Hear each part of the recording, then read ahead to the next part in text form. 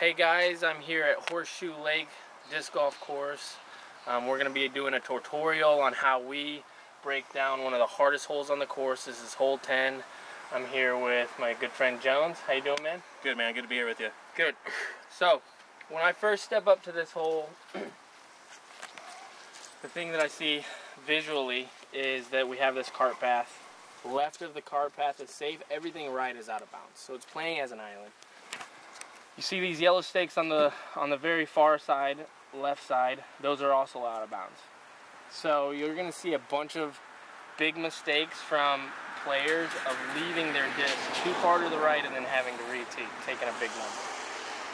So what I think about when I first come here is I see there's a bailout area right away. It's still pretty tight. So if you have like a big lead or something, I'm going to think, okay, I can land it in that area. I got a pretty good 200-foot shot that I'm going to be able to play this for 3, 4 at worst.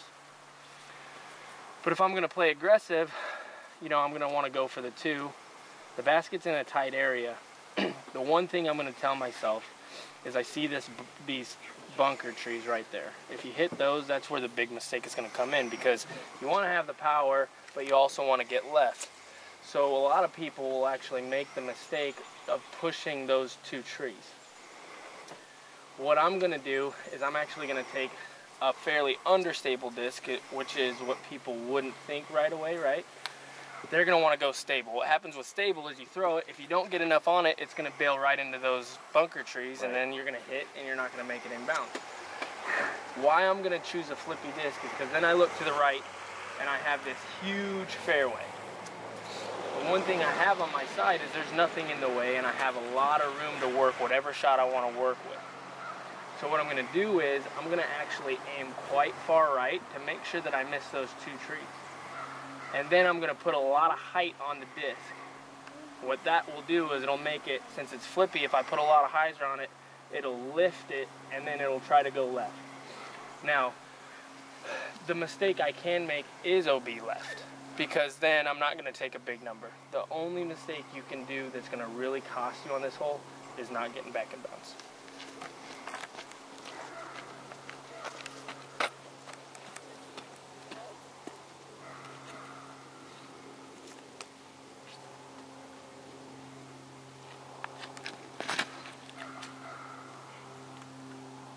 Now I beat those trees and I landed in bounds safely. Good shot, Paul. Thanks, man. Yeah, I attack it pretty much the same way. He pretty much nailed every bit of trouble you're going to find on the head. The biggest trouble is carrying OB the entirety of your drive and never finding its way back in. So I'm using a really old beat-up Proto D1 that's not really flippy, but it's not overstable. It's got a good straight flight. And I'm going to try to do basically the same thing. Get a little wide, a little high, give the disc a chance to get out, but still have a fighting chance to make it in the landing zone I'm looking for.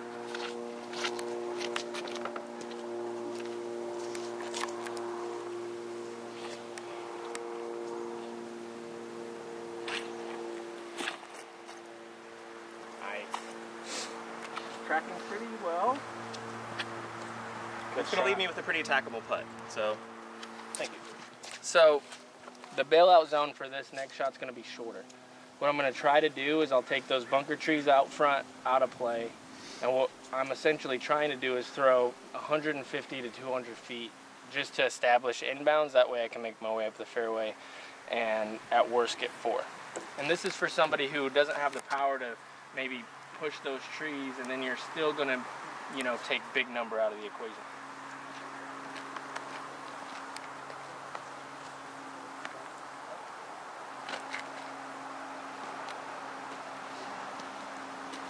Perfect. Easy. And what I like about that one too is I use backhand turnover to kind of carry the fairway the whole time, and then I still didn't have big risk of hanging out wide and taking that, you know, 10 to 12 strokes.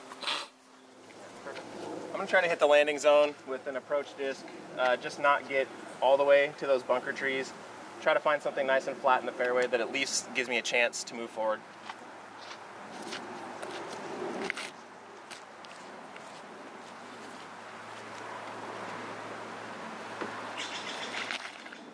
Nice.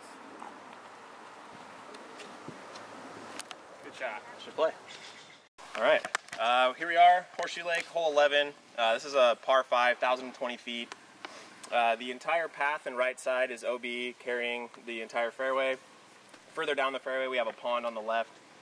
I try to just attack the flattest, most center part of the fairway down there, push 400-ish feet. I'm not trying to get too much. I like to throw one of these two different D4s, pretty flippy driver.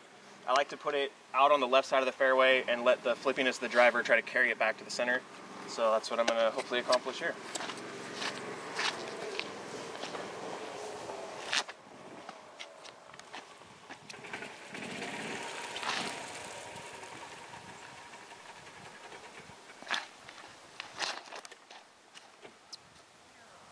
Nice. Thank you.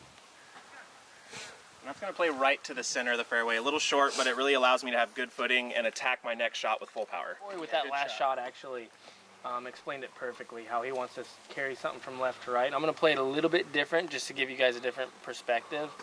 And I'm going to try to play directly center down the fairway. So I'm going to throw a flippier disc right at the other cameraman and then try to flip it up and then land it soft. The one thing with a hole like this you don't want to do is play almost like a faster driver with a shot like this, because if you get a little bit out of control to the left, it's going to want to skip in the woods, or I'm going to throw a little too far and go on the pond. I'm throwing fairway driver, which is actually going to make myself not even be able to get the distance to throw it in the pond. So I'm kind of taking that out of the equation as well. This is a mantis.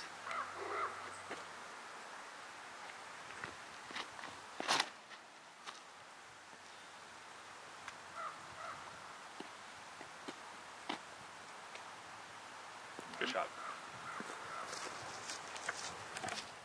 Last year, I'm going to show you guys how to throw this hole a little differently than everybody else. I'm going to throw an overhand and throw a thumber. So keep it straight down the middle, keeps all the out of bounds out of play. Just get right down the fairway. Nice. And it's going to roll too, Look at the so thumber hopefully go a roll. little farther. Jeez Louise. Essentially, I'm going to kind of do what I did off the tee pad, but try to be a little more aggressive. I'm not quite as worried about the OB with the downhill. I'm kind of throwing a little straighter. It's a little bit more of a normal shot. So I'm just going to kind of try to hyzer flip my D4 and get as much distance out there as I can.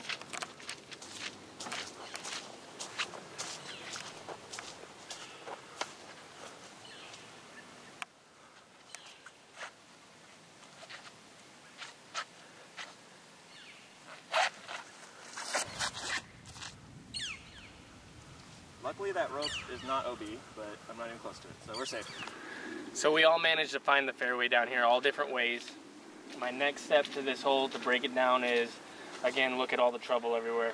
This next shot I put in good enough position to where I really don't have a lot of trouble. I have the OB right again. Doesn't look like there's any OB left up there. Correct. The one thing about a long hole that people kind of, it gets in their head is they think long, long, long. You don't have to throw long, you don't have to have that big arm in order to birdie these holes, but you do have to play it smart. You throw it inbounds, you're probably going to score very well. And that's kind of how my whole game is set up. So now I look at this hole, I really put myself in good position. I'm short of the pond. I see the trees on the right, I see the trees on the left, and really this next shot, I don't have to get crazy, It's a basic hyzer. What I'm going to do is, I have all this room, all this height I can use. I'm going to aim right at the cameraman with a nice flip up hyzer with something pretty stable to where I know it's not going to roll over and go OB kind of where he's standing.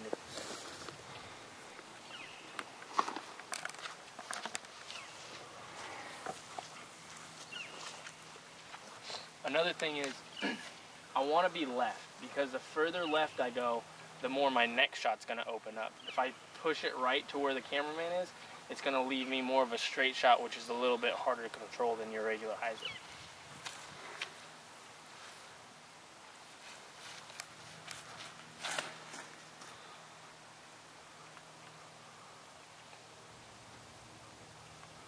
And that should play.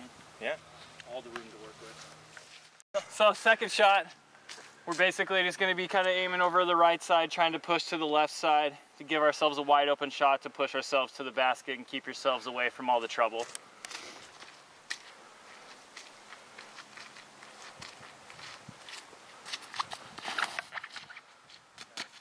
Good shot. Good play. We'll be able to cut that. Yeah. That's a waist up film. I'm walking, Corey. All right, here I am from my second shot. I'm just going to continue to try to place myself in a good place down the fairway. I personally look at a birdie on this hole as a bonus, and I think that if you go into most of these holes with the mindset of par is okay, you're going to accomplish better than that in a lot of situations that you put yourself in. So I'm just going to hopefully continue my way down the fairway.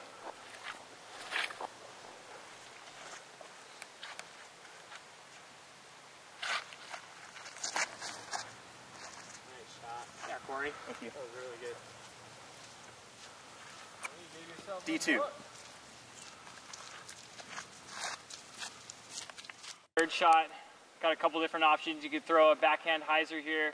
For myself, with my distance and everything, I can control my thumber a lot better and get it about 400 feet. So I'm gonna try to go with an X1 and try to get it all the way there.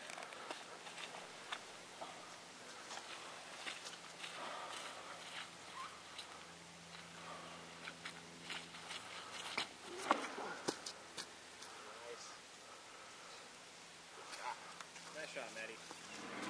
So we're here on my, about to throw my third shot, and did everything that I wanted with the last shot. I ended up on the left side of the fairway.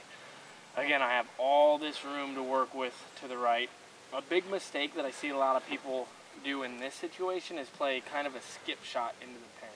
So they're going to throw it low, and then there's going to be a lot of spin on that disc, and there's going to be a lot of action, especially with this short grass.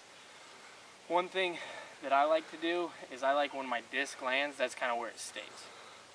So I'm going to use my position to my advantage now. I'm going to throw it high and wide so that when my disc is done flying, it kind of just stops right by the pin. Use something kind of fairly stable as well.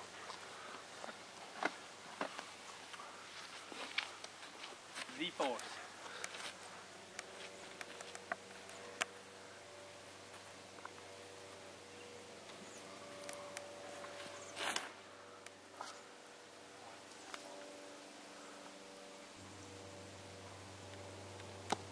So that's not going to have a lot of action when it lands, and then I'll probably have a putt for my birdie 4.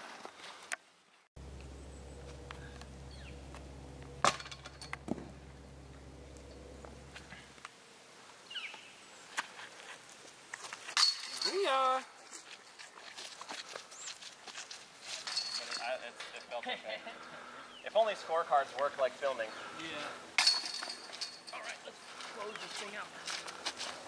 So that's it from us here at Horseshoe Lake. Thanks for joining us on our, whole breakdown, and hopefully we'll get a few more of these in the future. And thanks for joining us. Thanks, Paul. Thanks, John Brown, for filming, guys. Check out the YouTube channel.